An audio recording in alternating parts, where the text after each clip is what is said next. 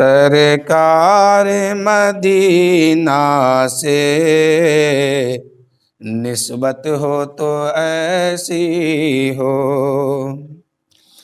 سرکار مدینہ سے نسبت ہو تو ایسی ہو، خود پیارے نبی کہہ دے امت ہو تو ایسی ہو، خود پیارے نبی کہہ دے امت ہو تو ایسی ہو۔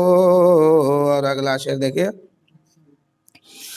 ہم بھیجیں گے آقا پر ہر وقت درود و سلام، ہم بھیجیں گے آقا پر ہر وقت درود و سلام، ہر بندہ مومن کی عادت ہو تو ایسی ہو، ہر بندہ مومن کی عادت ہو تو ایسی ہو، سرکار مدینہ سے نسبت ہو تو ایسی ہو۔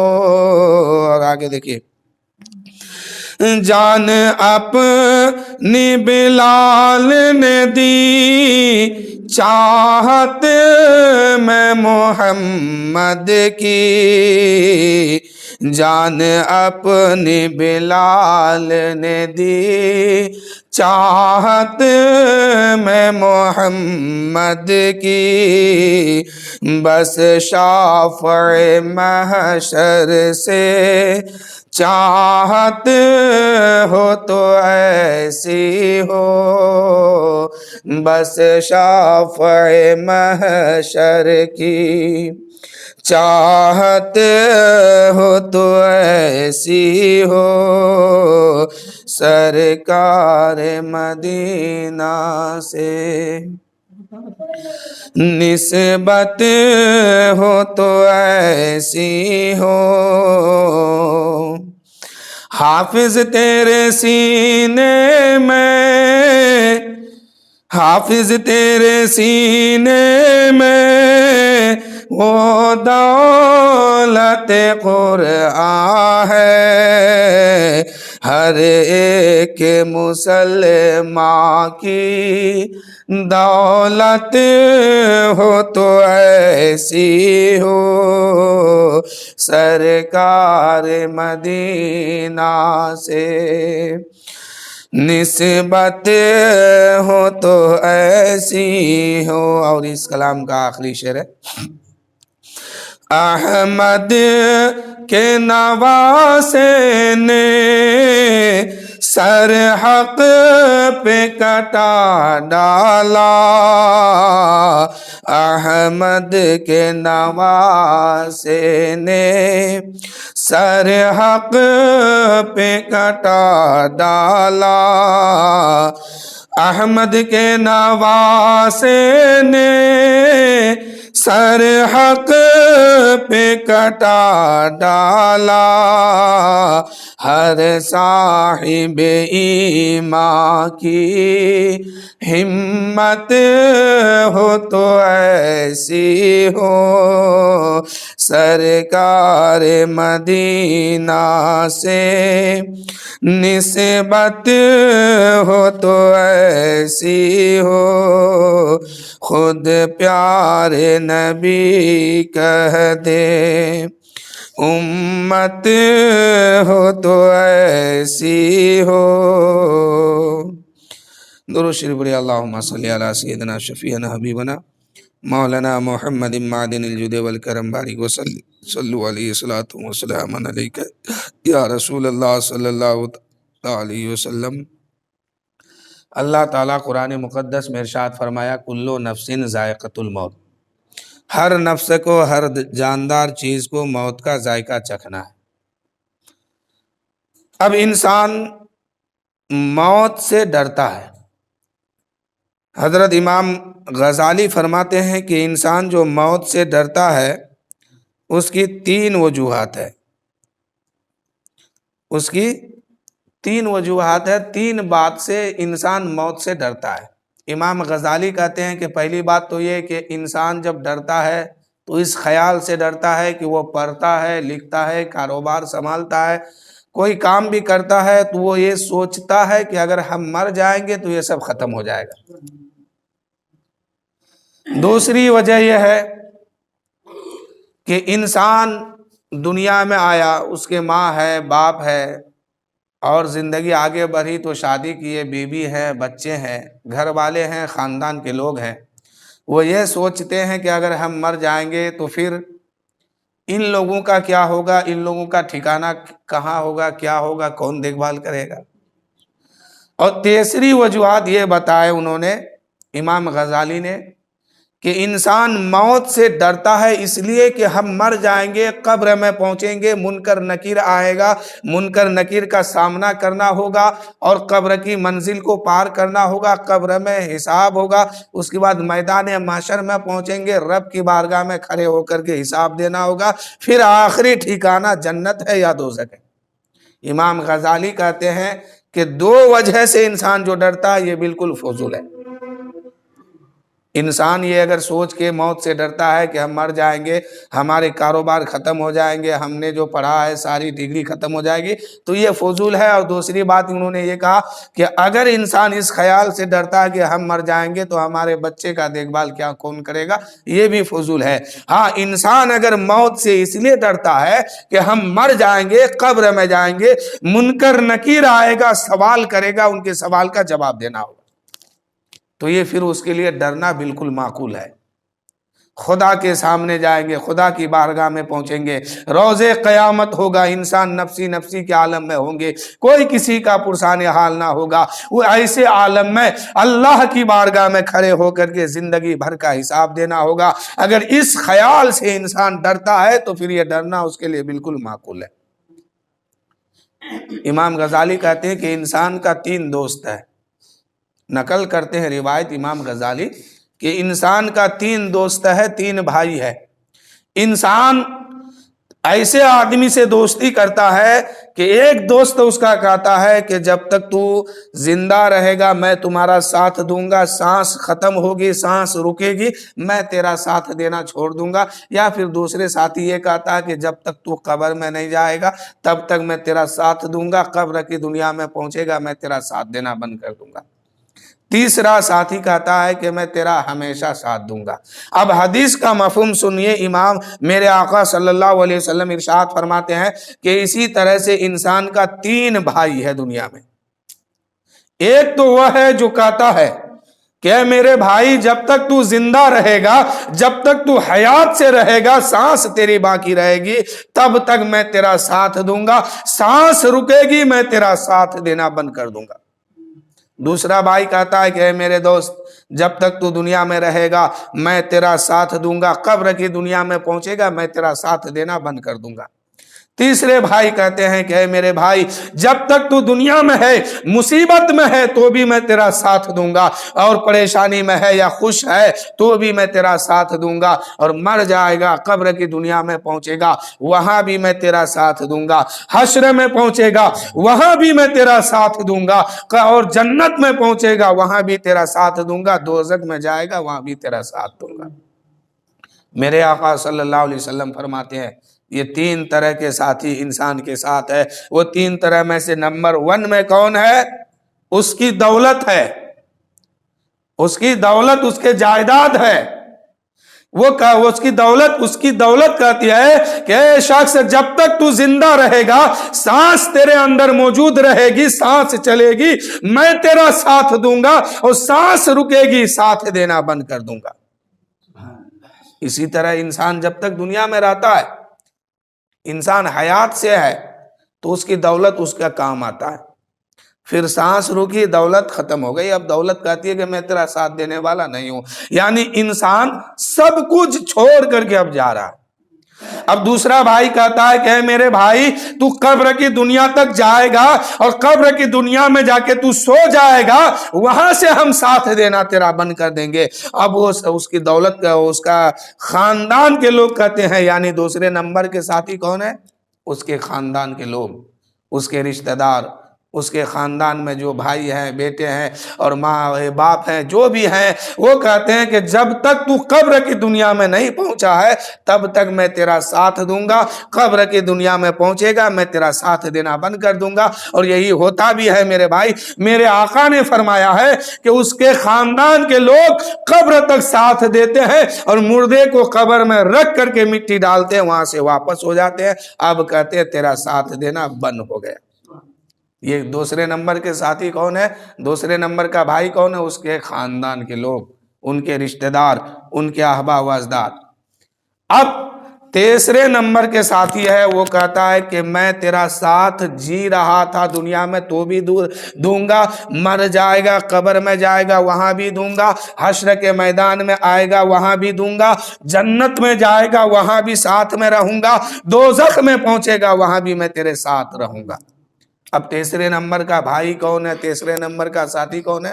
اس کا اعمال ہے، اس کا عمل ہے، عمل، وہ عمل کہتا ہے تو دنیا میں ہے تو بھی میں تیرے ساتھ رہوں گا، رات کے اندھیرے میں اکیلے سناٹے میں ہے وہاں بھی میں تیرے ساتھ ہوں، اور دنیا سے جب قبر میں جائے گا تو قبر کے منزل میں میں بھی تیرا ساتھ رہوں گا، حشر کے میدان میں آئے گا وہاں بھی ساتھ رہوں گا۔ اللہ نے اگر کرم فرمایا، نبی کی شفاعت ہو گئی تو تم جنت میں جاؤ گے وہاں بھی میں تیرے ساتھ رہوں گا، اور اگر اللہ کا کرم نہیں ہوا اور تم دوزخ میں گئے تو وہاں بھی میں تیرے ساتھ رہوں گا۔ تو انسان کو زیادہ ترجیح کس پر دینی چاہیے؟ جو ہمیشہ ساتھ رہے، اپنے عمل پر زیادہ ترجیح دینی چاہیے۔ دنیا کے لوگ جب تک دنیا میں ہیں تب تک ساتھ رہیں گے۔ حضرت امام غزالی مقاصد القلوب میں ایک روایت نقل کرتے ہیں کہ حضرت یعقوب علیہ السلام ملک الموت سے کہا کہ اے ملک الموت، تم جب میرے پاس آنا تو پہلے مجھے خبر دے دینا، پہلے مجھے بتا دینا، انفارمیشن کر دینا، تب تم میرے پاس آنا۔ کچھ دن گزر گیا، اس کے بعد ملک الموت حضرت عزرائیل علیہ السلام آ گئے روح نکالنے کے لیے۔ یعقوب علیہ السلام نے فرمایا کہ اے ملک الموت، میں نے تو کہا تھا کہ تم جب میرے پاس آؤ تو آنے سے پہلے مجھے خبر دے دینا، مجھے بتا دینا کہ ہم آنے والے ہیں، تم نے تو بتایا نہیں، پہلے ہی آ گیا۔ ملک الموت حضرت عزرائیل علیہ السلام نے فرمایا اے یعقوب علیہ السلام، میں نے تو خبر پہلے ہی پہنچا دیا تھا، میرے قاصد تمہارے پاس ایک نہیں، دو نہیں، تین قاصد تمہارے پاس آئے ہیں اور آپ کہتے ہیں کہ خبر نہیں دیے ہیں۔ حضرت یعقوب علیہ السلام نے فرمایا کہاں ہے تمہارا قاصد، کہاں ہے تمہارے قاصد، کدھر ہے بتاؤ۔ حضرت ملک الموت نے کہا اے یعقوب علیہ السلام، آپ کے سر کے بال پہلے کالے تھے اب سفید ہو گئے، آپ کے سر کے بال ابھی پہلے کالے تھے اب پک گئے ہیں، یہ میرا پہلا قاصد ہے جو آپ کے پاس آیا ہے۔ دوسرا قاصد وہ ہے جو آپ کے دانت مبارک پہلے صحیح سلامت تھے، اب دانتیں ٹوٹنے لگی ہے، دانت کمزور ہو گئی ہے، یہ میرا دوسرا قاصد آپ کے پاس آیا ہے۔ اور تیسرے نمبر کا قاصد وہ ہے جو آپ پہلے چل رہے تھے تو سیدھے ہو کے چل رہے تھے، اب سر جھکا کے چلتے ہیں، یعنی آپ کی ہڈیاں کمزور پڑ گئی ہے، پہلے ہڈیوں میں طاقت تھی اب ہڈیوں میں طاقت نہیں آپ کی، یہ میرے تیسرے قاصد آپ کے پاس آیا ہے۔ حضرت ملک الموت نے فرمایا یہ تیسرے نمبر کا قاصد ہے، تین قاصد میں نے آپ کے پاس پہلے ہی بھیج دیا تھا، 3 بار خبر آپ کو میں نے پہلے ہی کر دیا تھا، 3 بار انفارمیشن پہلے ہی دے دیا تھا۔ تو اس سے پتا چلا کہ انسان کا بال اگر کالے ہیں اور سفید ہونے لگے تو سمجھ جائے کہ موت کی خبر آ رہی ہے، موت کا قاصد آ رہے ہیں، خبر مل رہی ہے کہ اب ہم جانے والے ہیں، وہاں کی تیاری کیجیے۔ اگر دانت میں درد ہو رہا ہے، दांत टूट रही है, दांत कमजोर हो रहे हैं, तो समझ जाइए ये मलकुल मौत ने दूसरा कासिद भेजा है, दूसरी बार खबर भेजे है कि जान जाओ तुम्हारे पास हम आने वाले हैं। अगर हड्डियां कमजोर होने लगे, इंसान के अंदर कमजोरी पैदा हो जाए, तो समझ जाए कि हमारे पास तीसरी बार खबर आ चुकी है कि मलकुल मौत अब आने वाले हैं। ये 3 कासिद है हजरत मलकुल मौत ने याकूब अलैहिस्सलाम से फरमाया। अब दुनिया में इंसान आते हैं, दुनिया में आने के बाद, और दुनिया में आने का एक तरीका है, एक सिस्टम अल्लाह ताला ने बनाया है, एक अल्लाह ताला ने निज़ाम कायम किया है कि मेरे बंदे तुम दुनिया में जाओगे, तरीका ये होगा कि पहले तुम्हारा दादा जाएगा, फिर तुम्हारा बाप जाएगा, फिर तुम जाओगे। एक तरीका अल्लाह ताला ने बनाया, लेकिन दुनिया से जाने का कोई सिस्टम या कोई तरीका अल्लाह ने नहीं बनाया। आने में पहले बाप आता है, तब बेटा आता है, तब पोता आता है, लेकिन जाने में पहले पोता भी जा सकता है, पर पोता भी जा सकता है, दादा मौजूद है। लेकिन मेरे दोस्तों, जाने का अल्लाह ने कोई सिस्टम नहीं बनाया है। और मौत जब आती है तो इंसान से सबसे पहले क्या छीनती है जानते हैं? उसकी शोहरत छीन लेता है। मौत उसकी शोहरत को छीन लेती है, उसके डिग्री को छीन लेती है, उसके नाम को छीन लेती है। अब किसी इंसान के पास मलकुल मौत आ जाए और रूह निकालते हैं, तो अब जो आने वाला उसको देखने आता है, तो कोई ये नहीं कहता है कि मुफ्ती साहब कहाँ है, आलिम साहब कहाँ है, इमाम साहब कहाँ है, मास्टर साहब कहाँ है, डॉक्टर साहब कहाँ है, पीर साहब कहाँ है, कोई नहीं कहते हैं। अब आने वाला सब यही कहता है कि फला ये मुर्दा कहाँ है, मैयत कहाँ है। सबकी जबान पर यही है। मरने वाला मास्टर मरा है, मरने वाला डॉक्टर मरा है, मलकुल मौत आए हैं, डॉक्टर साहब के रूह निकाल के ले गए। लेकिन अब ये नहीं कोई आने वाला जो उसको देखने आ रहा है, तो कोई ये नहीं कहता है कि मास्टर साहब कहाँ है, डॉक्टर साहब कहाँ है। मरने वाला भी मास्टर है, मरने वाला डॉक्टर है, मरने वाला आलिम है, मरने वाला मुफ्ती है, मरने वाला इमाम है, मरने वाला अपने अपने ओहदे पे कायम है। लेकिन आने वाला जो आ रहा है उसे देखने के लिए, तो कोई ये नहीं कहता है कि इमाम साहब कहां है, मास्टर साहब कहां है, डॉक्टर साहब कहां है, मुफ्ती साहब कहां है। नहीं कहते हैं। आने वाला सब यही कहता है कि मैयत कहां है। मौत आते ही सबसे पहले उसकी डिग्रियां छीन गई, उसका नाम छीना गया, उसकी शोहरत छीनी गई। अब उसको सब आने वाला यही कहता है कि मैयत कहां है। कुछ देर गुजरता है, उसको नहलाते हैं, कफन देते हैं, जनाजे पे रखते हैं, नाम बदल रहा है कि जनाजा कहाँ है। कुछ देर और गुजरता है, कब्र की दुनिया में पहुंचते हैं, आदमी वही है जो पहले मास्टर था। रूह निकल गई, नाम मैयत की आ गई, रूह निकल गई, जनाजे पे लेते हैं। अब कोई नहीं कहता है कि मास्टर और डॉक्टर कहाँ है, सब यही कहते हैं जनाजा कहाँ है। अब उसी इंसान को जो पहले मास्टर था, डॉक्टर था, अब वही इंसान कब्र की दुनिया में लेते हैं। अब फिर नाम बदल रहा है। अब कोई नहीं कहता है कि डॉक्टर साहब को कब्र में लेटा दिए, मैयत को कब्र में लेटा दिए। अब कोई नहीं कहता है। अब यही कहता है कि मुर्दे कब्र में दफन हो गए। 2 दिन बाद कुरान खानी करते हैं, तो अब ये नहीं, अब उनके नाम से बख्शिश हो रही है, दुआ कर रहे हैं, तो अब कोई नहीं कहते हैं डॉक्टर साहब की बख्शिश होती है। अब सब यही कहते हैं मुर्दे की बख्शिश होती है। नाम बदल रहा है, आदमी एक ही है। जाने का सिस्टम नहीं है, कोई भी जा सकता है। आने का सिस्टम अल्लाह ने बनाया है कि पहले बाप आएगा, तब दादा आएगा, तो पहले दादा आएगा, तब बाप आएगा, तब बेटा आएगा। लेकिन जाने वाला कोई भी जा सकता है।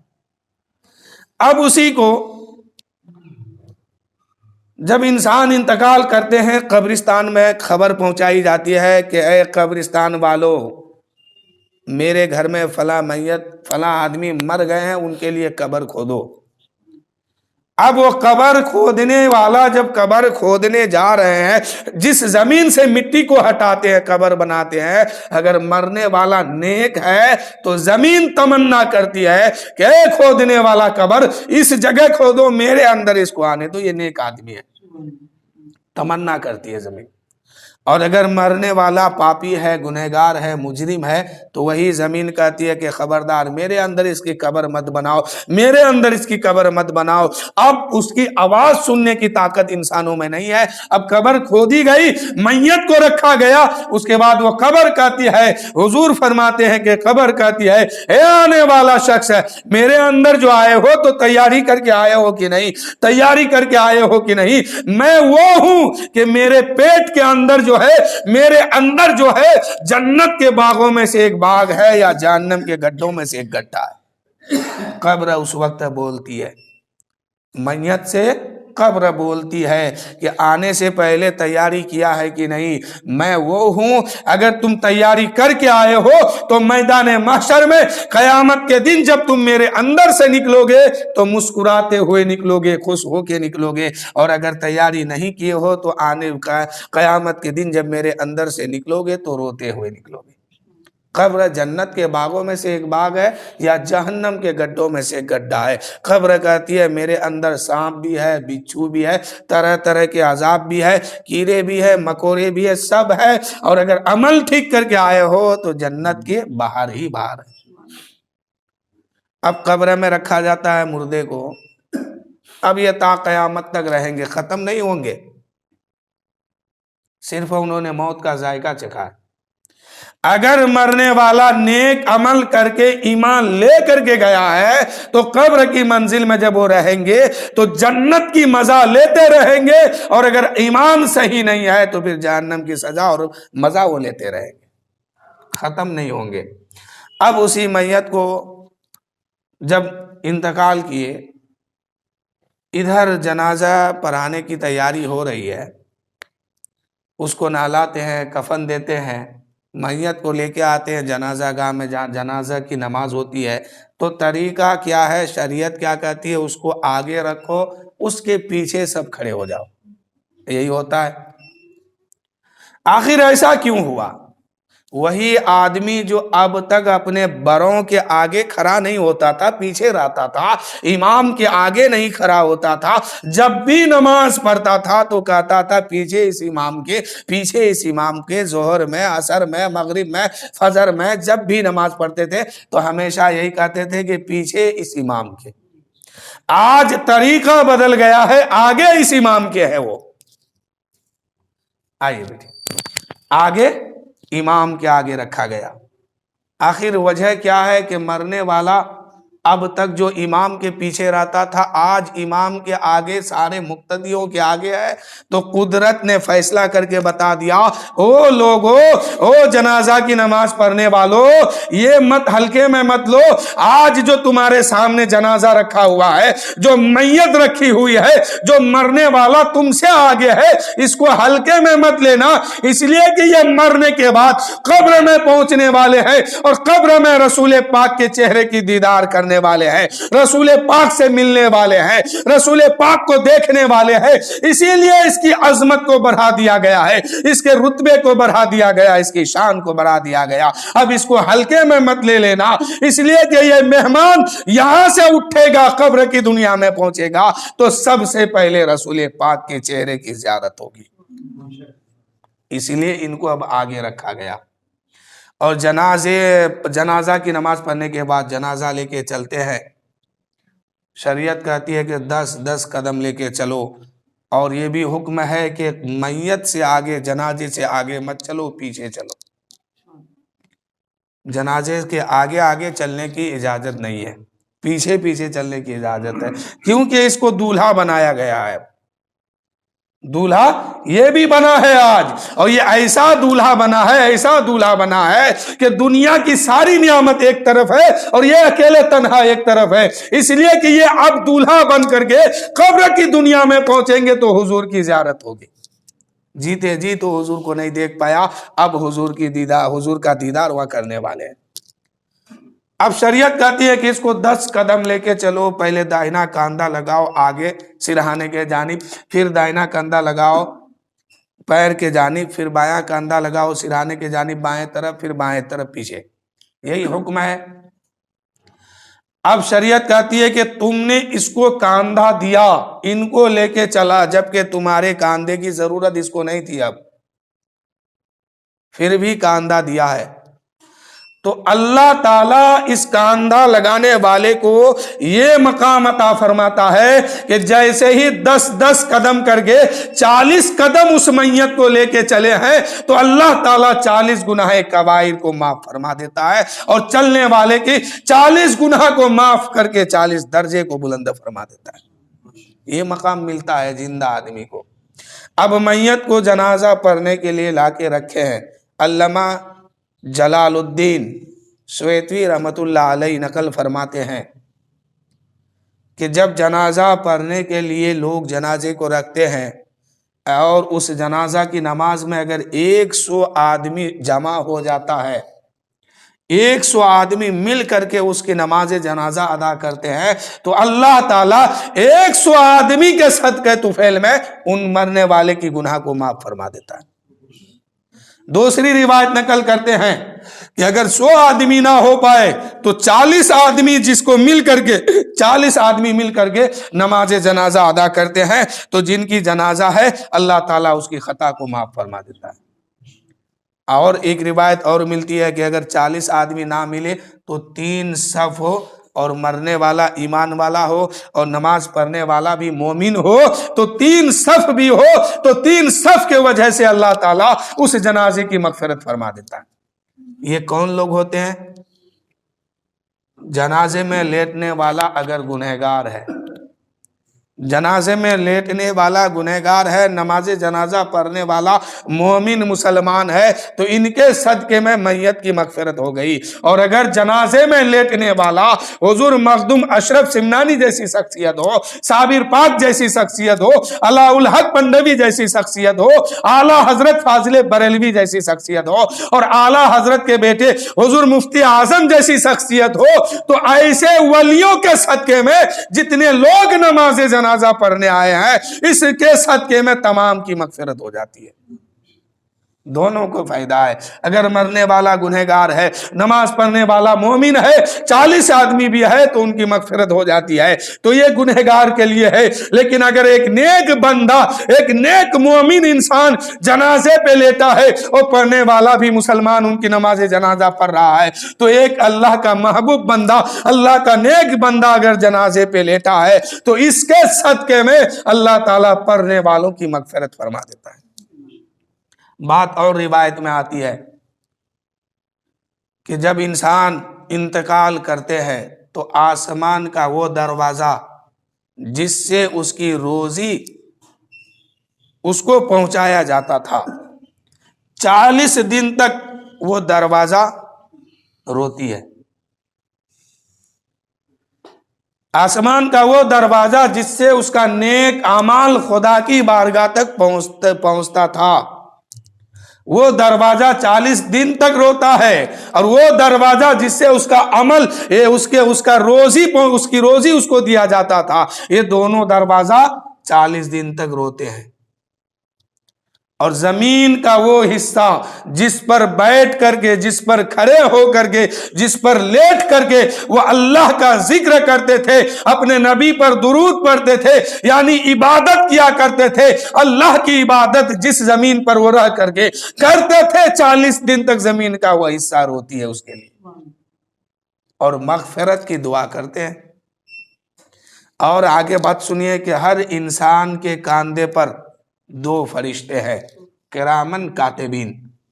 یہ کیا کرتے ہیں کہ 24 گھنٹہ اس کے عمل کو لکھتے رہتے ہیں۔ ہر آدمی کے کاندھے پر ہے، اور ہر آدمی کا عمل لکھا جا رہا ہے۔ نیک کام کرتے ہیں وہ بھی لکھا جا رہا ہے، برا کام کرتے ہیں وہ بھی لکھا جا رہا ہے۔ بہرحال اگر اس کے تفسیر میں آئیے گا تو بہت لمبی گفتگو ہو جائے گی۔ یہ سنیے کہ انسان جب انتقال کر جاتے ہیں تو یہ 2 فرشتے پھر کہاں رہتے ہیں اور کیا کرتے ہیں۔ یہ 2 فرشتے کیا کرتے ہیں مرنے کے بعد ان کے؟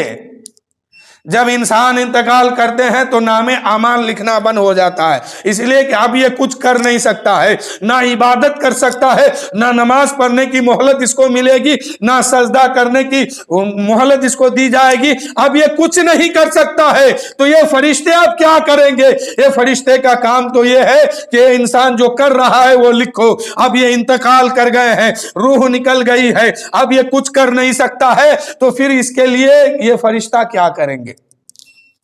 جیسے ہی انسان انتقال کرتے ہیں، یہ فرشتہ رب کی بارگاہ میں عرض کرتے، مولا یہ انسان تو انتقال کر گیا، ان کا نام اعمال تو لکھنا بند ہو گیا، اب نہ یہ نیکی کر سکتا ہے نہ بدی کر سکتا ہے، تو اب ہم کیا کریں؟ اللہ تعالیٰ فرماتا ہے کہ اے فرشتوں کیا چاہتے ہو؟ وہ فرشتہ کہیں گے، مولا مجھے اجازت دے کہ ہم آسمان کی دنیا پہ آئے اور تیری عبادت کریں۔ اللہ تعالیٰ فرماتا ہے، اے فرشتوں کیا تمہیں نہیں معلوم ہے کہ میرا آسمان عبادت کرنے والوں میں سے بھرا پڑا ہے، میرے آسمان میں اب تمہارے لیے جگہ نہیں ہے۔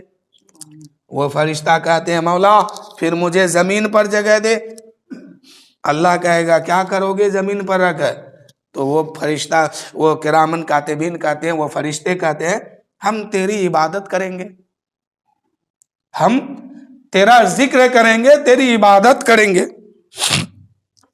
تو اللہ تعالیٰ فرماتا ہے کہ اے فرشتوں کیا تمہیں نہیں معلوم ہے کہ میرے بندوں سے عبادت کرنے والوں میں سے زمین بھری ہوئی ہے، تمہارے لیے جگہ نہیں ہے زمین پر۔ اب وہ فرشتہ کہتا ہے، مولا تو ہم کریں کیا؟ جب تک یہ آدمی حیات سے تھا، جب تک یہ انسان کے اندر روح موجود تھی، یہ کچھ کرتا تھا تو ہم لکھتے تھے، اب تو یہ کچھ کر نہیں پائے گا، ہم کیا کریں؟ اللہ تعالیٰ فرماتا ہے، اے فرشتوں، بات آدھی ہے روایت میں، اللہ تعالیٰ فرماتا ہے، اے فرشتوں جب تک یہ حیات سے تھا تم ان کا نام اعمال لکھتے تھے، اب یہ انتقال کر گئے ہیں، قبر کی دنیا میں پہنچے ہیں، تم اس کے قبر میں پہنچ جاؤ، سرہانے کی طرف کھڑے ہو جاؤ اور مغفرت کی دعا تا قیامت تک ان کے لیے کرتے رہو۔ کس کے لیے؟ ایمان والوں کے لیے۔ اللہ فرمائے گا، اے فرشتوں تم جس کا نام اعمال لکھتے ہو، اگر وہ مومن تھا تو اس کے بارے میں حکم ہوگا، اے فرشتوں جاؤ اس کے قبر میں چلے جاؤ اور میرا ذکر کرتے رہو اور اس کی مغفرت کرتے رہو، اس کے نام اعمال میں ایصال ثواب کرتے رہو، ثواب پہنچاتے رہو۔ یہ کس کے لیے حکم ہوگا؟ مومنوں کے لیے، ایمان والوں کے لیے۔ اگر بندہ مومن نہیں ہے، بندہ ایمان والا نہیں ہے، بندہ مجرم ہے، خاکی ہے، پاپی ہے، بندہ ایمان سے خالی ہے، تو پھر وہ اللہ تعالیٰ فرمائے گا، اے فرشتوں اس کے قبر میں چلے جاؤ، عطا قیامت تک، قیامت کے دن آنے تک اس کے قبر میں کھڑے ہو کر کے، اس کے قبر میں رہ کر کے اس پر لعنت بھیجو اور اس پر بد دعا کرتے رہو۔ یہ کس کے لیے ہوگا؟ کافروں کے لیے، جس کے پاس ایمان نہیں ہے۔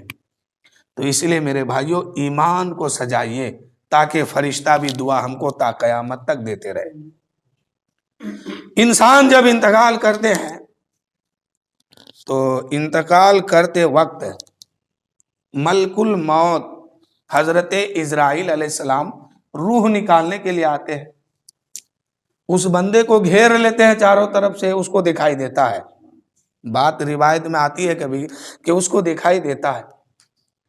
ایسے عالم میں یہ فرشتے ملک الموت حضرت عزرائیل علیہ السلام اللہ کی بارگاہ میں عرض کرتے، مولا ہم جو اس کی روح نکالیں گے، ہم جو اس کی روح نکالیں گے تو اس کی روح کو کافروں کی جماعت میں رکھیں گے کہ مومنوں کی جماعت میں رکھیں گے؟ حضرت ابراہیم بن ادم کہتے ہیں کہ اے لوگو مجھے یہ پتا نہیں ہے کہ فرشتہ جب میری روح نکالنے آئیں گے، موت کا فرشتہ آئیں گے، اللہ کی بارگاہ میں عرض کریں گے، مولا ہم اس کی روح جو نکالیں گے تو نکالنے کے بعد مومنوں کی جماعت میں رکھیں گے کہ کافروں کی جماعت میں رکھیں گے؟ ابراہیم بن ادم کہتے ہیں، اے لوگو مجھے خبر نہیں ہے کہ اس وقت اللہ تعالیٰ میرے بارے میں کیا حکم فرشتوں کو دے گا۔ میری روح نکال کر کے فرشتہ کافروں کی جماعت میں رکھیں گے کہ ایمان والوں کی جماعت میں رکھیں گے، مجھے یہ پتا نہیں ہے کہ اللہ تعالیٰ اس وقت میرے حق میں کیا فیصلہ سنائے گا۔ اے میرے دوستو، کسی کو یہ پتا ہے کہ آپ کی روح یا میری روح یا ان میں سے کسی کی بھی روح نکال کر کے فرشتہ کس کے جماعت میں رکھنے والے ہیں، یا اللہ تعالیٰ کیا حکم فرمانے والا ہے؟ جب پتا نہیں ہے تو وہاں کی تیاری بہت ضروری ہے۔ یہ مت سمجھیے کہ ہم مسلمان ہو گئے تو جنت ہماری ہو گئی، بہت سارے مسلمان بھی وہاں جہنم میں جلے گا، اور جہنم میں جو سب سے خطرناک جگہ ہے، جس سے جہنم کی آگ ایک دن میں کئی ہزار مرتبہ پناہ مانگتی ہے اور رب کی بارگاہ میں فریاد کرتی ہے کہ مولا تو اس آگ سے مت ملانا جس آگ کو تو نے پیدا کیا ہے مسلمانوں کے خاطر۔ تو جہنم میں سب سے خطرناک جو جگہ ہے وہ مسلمان کے لیے پیدا کیا گیا ہے، مسلمان کے لیے بنایا گیا ہے، اور وہ بھی سنیے کون سا مسلمان کے لیے؟ سب نہیں جائے گا۔ جو نماز چھوڑ کر کے زندگی گزارتا ہے تو بے نمازیوں کے لیے جہنم میں جو جگہ تیار کی گئی ہے، جہنم میں جو آگ سلکائی گئی ہے، اس آگ سے جہنم کی آگ پناہ مانگتی ہے۔ ایسے خطرناک جگہ میں بے نمازی مسلمان کو رکھا جائے گا۔ بہرحال تو فرشتہ کیا کہتے ہیں کہ مولا اس کی روح نکال کر کے ہم کہاں رکھیں گے، ایمان والوں کی جماعت میں یا مومنوں کی جماعت میں؟ ابراہیم بن ادم کہتے ہیں کہ میرے حق میں اللہ تعالیٰ کیا حکم دے گا فرشتوں کو کہ میری روح کہاں نکال کے رکھا جائے گا، اسی بات سے میں پریشان ہوں۔ تو اے مسلمانوں، جب کسی کو پتا نہیں ہے کہ ہماری، آپ کی اور سب لوگوں کی روح کہاں رکھی جائے گی، تو پھر وہاں کی تیاری کرنی چاہیے، اپنے رب کو منانا چاہیے۔ میرے آقا صلی اللہ علیہ وسلم کی بارگاہ میں جبرائیل امین آئے اور عرض کرنے لگے، یا رسول اللہ، اللہ تعالیٰ فرماتا ہے کہ آپ اپنی امت کو کہہ دیجئے کہ ان کو زندگی دی گئی ہے، ان کو شہرت دی گئی، طاقت دی گئی، ان کو رتبہ دیا گیا، صحیح سلامت والی زندگی دی گئی ہے، وہ جیسے چاہے زندگی گزار لے، لیکن ایک دن آ کر کے حساب دینا ہوگا، ایک دن آ کر کے حساب دینا ہوگا۔ وہ دن کون سا دن ہوگا؟ لوگ نفسی نفسی کے عالم میں ہوں گے، جہنم کی آگ لوگوں کے پیچھا کر رہے ہوں گے، اور ایسے عالم میں میرے آقا فرماتے ہیں کہ اگر مجرم جہنمی جو انسان ہے ہزاروں کے بیچ میں اگر ہو، 10,000 آدمی کے بیچ میں ایک جہنمی اگر رہے گا تو جہنم کی آگ لپک کے آئے گی اور اس کو جھپٹ کر کے اپنے اندر لے کے جائے گی، اس کو دیری نہیں لگے گی۔ اس وقت جہنم کی آگ بولے گی۔ میدان قیامت کا دن جب قائم ہوگا نا، تو 500 سال کے راستے کے دوری پر جہنم کی آگ جب نکلے گی پیچھا کرنے کے لیے، تو لوگوں کو 500 سال کے راستے سے دوری پر لوگوں کو پتہ چل جائے گا، احساس ہو جائے گا کہ جہنم کی آگ ادھر دوڑ رہی ہے۔ قیامت کے دن میں جب جہنم کی آگ لوگوں کا پیچھا کرے گی، امت محمدیہ کا پیچھا کرے گی، اس وقت جبرائیل امین کہیں گے، او لوگو تم نہیں دیکھتے ہو امت محمدیہ کا پیچھا جہنم کی آگ کر رہی ہے۔ اس وقت جبرائیل امین حضور کی بارگاہ میں جائیں گے اور کہیں گے، یا رسول اللہ، آپ کی امت کا پیچھا جہنم کی آگ کر رہی ہے۔ اس وقت میرے نبی کے ہاتھ میں جبرائیل امین ایک پیالہ تھما دیں گے۔ اللہ فرمائے گا، اے جبرائیل، یہ پیالہ میرے محبوب کو دے دو اور ان سے کہہ دو جو جہنم کی آگ میرے محبوب کی امت کے طرف لپک رہی ہے، ابھی 500 سال کے راستے کے دوری پر ہے، وہیں سے میرے آقا اس پانی کو، اس پیالے کے پانی کو ہاتھ میں لیں گے اور جبرائیل کہیں گے، جدھر آگ ہے ادھر ہی آپ چھڑک دیجئے۔ اب میرے آقا اس پانی کے قطرے کو ادھر انگلی ڈال کر کے ادھر چھڑک دیں گے، آگ واپس جائے گی۔ میرے نبی فرماتے ہیں، جبرائیل یہ پانی کون سا ہے؟ جبرائیل یہ پانی کون سا ہے؟ ایک قطرے میں جہنم کی آگ واپس ہو رہی ہے۔ جبرائیل کہیں گے، یا رسول اللہ، یہ آپ کے امت کے آنکھوں کے آنسو ہے۔ یہ آپ کی امت میں جو لوگ خدا کے خوف سے روتے تھے، انہی کے آنکھ کی آنسو ہے یہ، اور میں اس کو سنبھال کے رکھا تھا اسی دن کے لیے۔ تو جو خدا کے خوف سے روتا ہے، جہنم کی آگ اس پر حرام کر دی جاتی ہے۔ جو انسان، میرے رسول فرماتے ہیں، جو انسان خدا کے خوف سے روتا ہے، ایک قطرہ آنسو اگر خدا کی محبت میں اور خدا کے ڈر سے، اس خیال سے کہ روز محشر حساب دینا ہوگا، اپنے خدا کو میں منہ کیا دکھاؤں گا، اگر خوف خدا سے کسی کے آنکھ سے اگر ایک قطرہ آنسو نکلتا ہے تو روز محشر قیامت کے دن اس انسان کے اوپر جہنم کی آگ کو حرام کر دیا جائے گا، جہنم کی آگ اس کو نہیں جلائے گی۔ روز محشر ایک آدمی کے بارے میں حساب ہوگا، بس مختصر اور دو جملہ سنیے۔ حساب ہوگا، وہ آدمی بہت بڑا مجرم نکلے گا، اللہ کے طرف سے حکم ہوگا، فرشتوں یہ بندہ بہت بڑا مجرم ہے، اس کو جہنم میں لے کے پھینک دو، ڈالو اس کو جہنم میں۔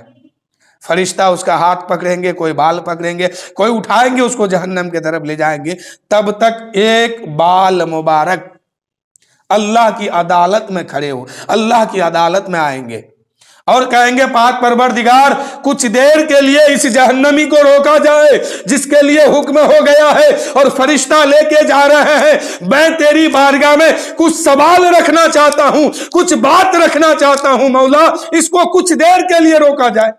اللہ تعالیٰ فرمائے گا کہ فرشتوں روک دو اس کو، اب یہ جہنم میں جانے سے رک جائے گا۔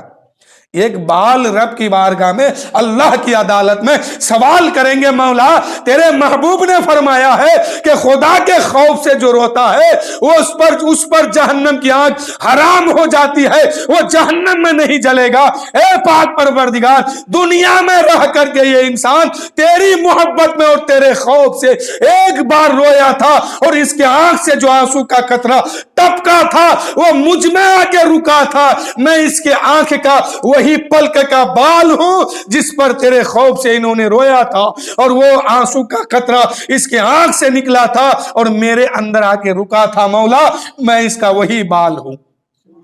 اللہ تعالیٰ فرمائے گا، اے فرشتوں جاؤ، میں نے اس کو بخش دیا ہے، اب اس کو جہنم میں نہیں جنت میں لے جا کے ڈال دو۔ اب فرشتہ جنت میں لے کے جائیں گے، جبرائیل امین پکار اٹھیں گے، او اہل محشر کچھ دیکھتے ہو کہ نہیں؟ او اہل محشر سنو سنو، اے قیامت کے بھیڑ میں جمع ہونے والوں، دیکھو دیکھو یہ انسان جہنمی تھا، جہنم میں جاتا تھا، لیکن ایک بال کے صدقے میں یہ انسان بخشا گیا۔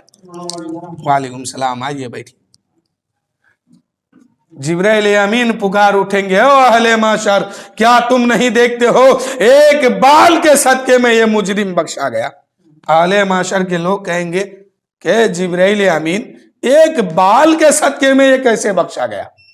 تو جبرائیل امین کہیں گے کہ اے لوگو خدا کے خوف سے یہ دنیا میں رویا تھا، آنسو کا قطرہ گرایا تھا، آنسو کا قطرہ ٹپکا تھا، اس لیے اللہ تعالیٰ نے اس خوف خدا سے رونے والے کو بخش دیا ہے، ساری خطا معاف فرما دی۔ اس لیے خدا کے خوف سے رونے کی ضرورت ہے، خدا کے خوف سے آنسو کا قطرہ بہانے کی ضرورت ہے۔ روز محشر جو ہوگا اس دن بڑا خطرناک دن ہوگا، اللہ کی بارگاہ میں سب کو کھڑا ہونا ہوگا، ہر زندگی کا حساب دینا ہوگا، بڑھاپے بچپنے جوانے سب کا حساب دینا ہوگا، رات دن کیا کیا کیا سب کا حساب اللہ کی بارگاہ میں دینا ہوگا، کوئی بچ نہیں سکتا ہے، سب کو وہاں جا کے کھڑا ہونا ہوگا اور سب کو جا کے حساب دینا ہوگا۔ تو میرے بھائیوں شاعر کہتے ہیں، بس ایک کلام سن لیجیے اور کہ سنتے ہیں کہ محشر میں صرف ان کی رسائی ہے، لو جب ان کی رسائی ہے، لو جب توبہ بن آئی ہے، مچلا ہے کہ رحمت نے امید بندھائی ہے، کیا بات تیری مجرم کیا بات بنائی ہے، کیا بات تیری مجرم کیا بات بنائی ہے۔ اور میدان محشر میں میرے نبی صلی اللہ علیہ وسلم کے چادر کے نیچے امتی جب چھپیں گے اور فرشتہ ڈھونڈیں گے تو فرشتہ جان رہے ہیں کہ لوگ کہاں چھپا ہے. فرشتہ تمام فرشتے جان رہے ہیں کہ مجرم کہاں چھپ گیا جا کے. مجرم میدان معاشر میں کہاں چھپا ہوا ہے، لیکن فرشتہ کسی اور طرف ڈھونڈیں گے.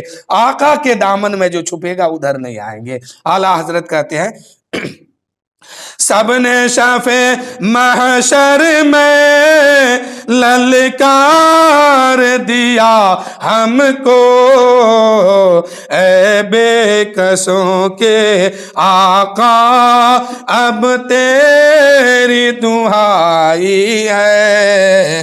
سنتے ہیں کہ محشر میں صرف ان کی رسائی ہے. اور یہ دنیا جو ہے یہ عمل کا دنیا ہے.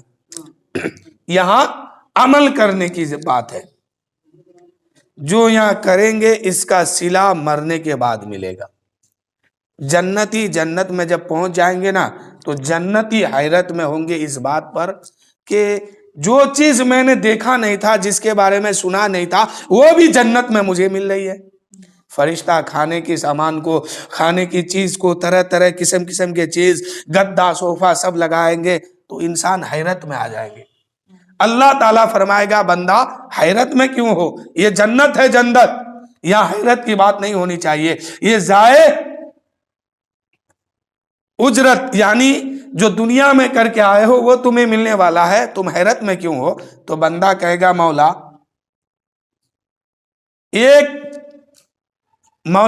ایک چیز کی کمی ہے. تو نے کہا تھا کہ جنتیوں کو اللہ کا دیدار ہوگا، تو اب تک دیدار نہیں ہوا. وقت آ چکا ہے مولا تو اپنا دیدار کرا دے. فرشتوں سے رب فرمائے گا، ہے فرشتوں ان کے چہرے سے نقاب کو ہٹاؤ، پردے ہٹاؤ، اب میں اپنا جلوہ دکھانے والا ہوں. فرشتہ کہیں گے مولا یہ دنیا میں گنہگار تھا، پاپی تھا، بدکار تھا، لیکن تیرے کرم سے یہ جنت میں آیا ہے، تیرے محبوب کی شفاعت سے یہ جنت میں پہنچا ہے. ان کے پاس وہ آنکھیں کہاں ہے جو تیرے جلووں کو دیکھے. اللہ فرمائے گا فرشتوں تم نہیں جانتے ہو، یہ میری محبت میں رونے والا تھا، یہ میری محبت میں دنیا میں روتا تھا، میری محبت میں نماز پڑھتا تھا، میری محبت میں عبادت کرتا تھا، میری محبت میں دن بھر بھوکا پیاسا رہ کر کے روزہ بھی رکھتا تھا. تم نہیں جانتے ہو، اس لیے جو حکم تمہیں ملا ہے وہی کرو.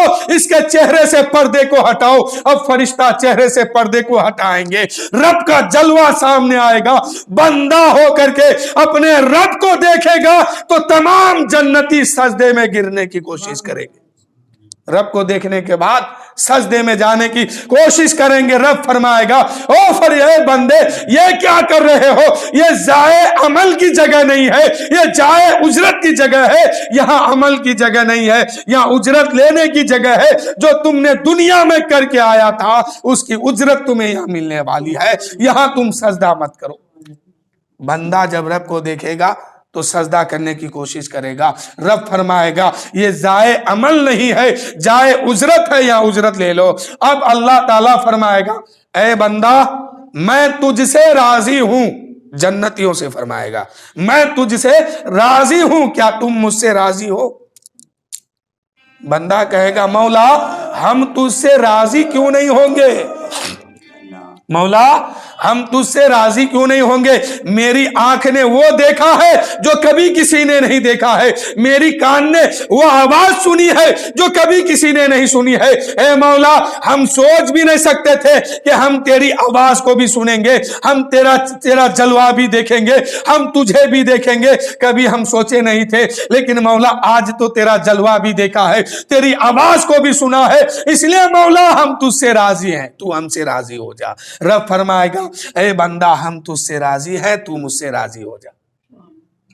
تو جنتیوں سے کہیں گے، تو یہ کس سے کہیں گے؟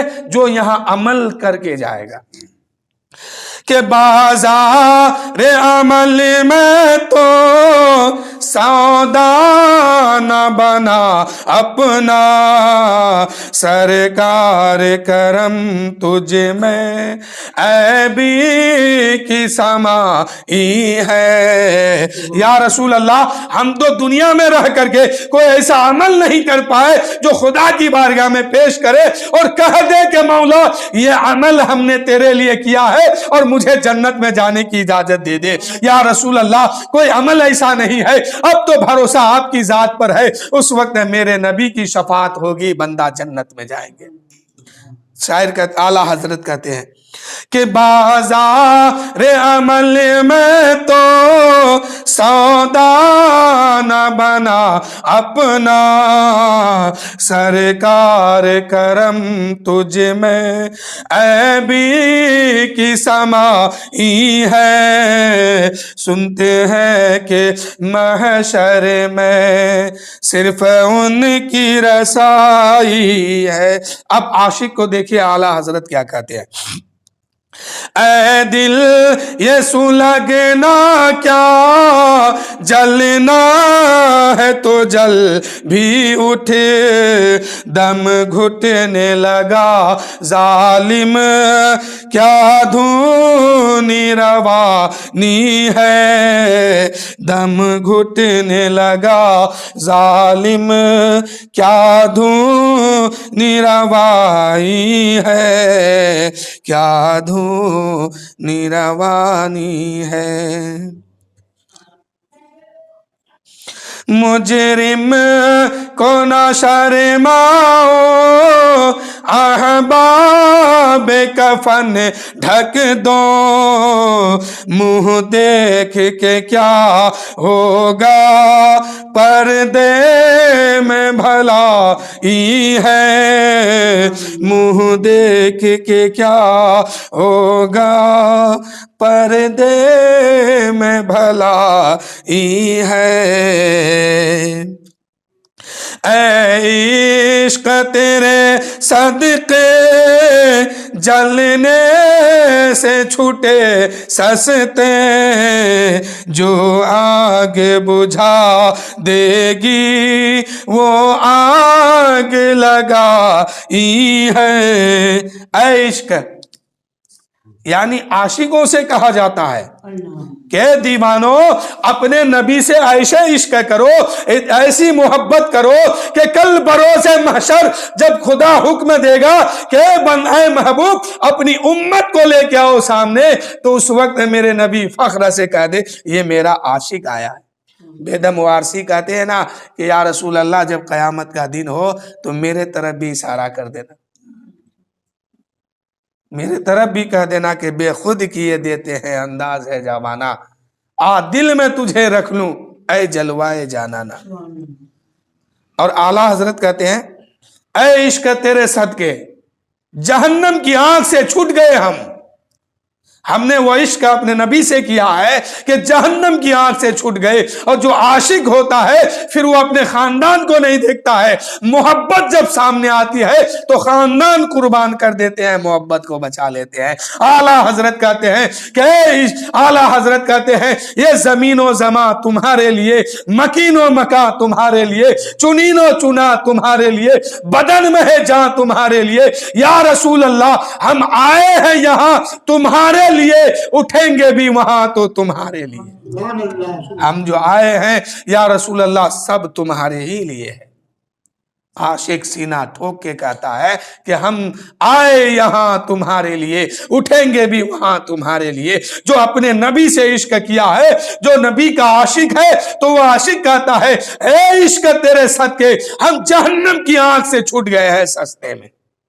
اور اعلیٰ حضرت فرماتے ہیں اے عشق تیرے صدقے جلنے سے چھوٹے سستے، جو آگ بجھا دے گی وہ آگ لگائی ہے، طیبہ نہ سہی افضل مکہ ہی برا زاہد، ہم عشق کے بندے ہیں کیوں بات بڑھائی ہے۔ اور آخری شعر ہے سماعت کیجیے کہ مطلع میں یہ شک کیا ہے واللہ رضا واللہ، مطلع میں یہ شک کیا تھا واللہ رضا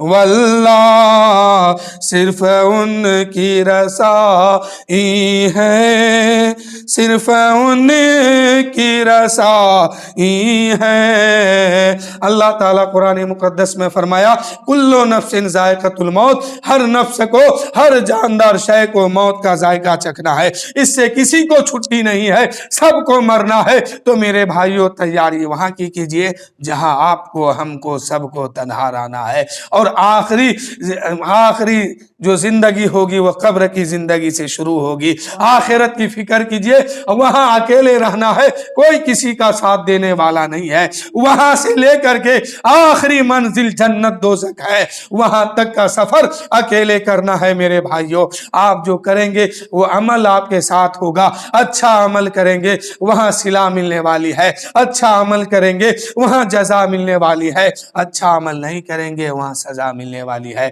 تو میرے بھائیوں وہاں کی تیاری کیجئے۔